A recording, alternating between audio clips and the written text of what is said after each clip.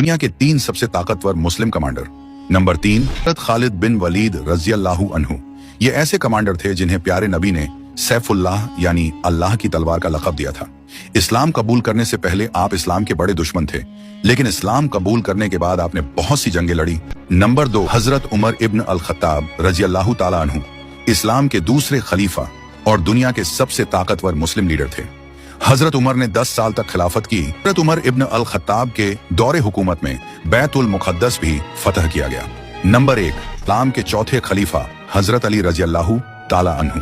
वे इतने बहादुर थे कि उन्होंने अपने एक हाथ से ही खैबर के दरवाजे को उखाड़ फेंका।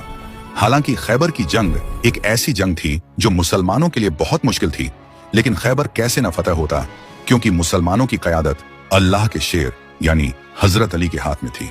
और सिर्फ 1600 सिपाहियों के साथ हजरत अली ने खैबर के 14,000 सिपाहियों को खाक में मिला दिया।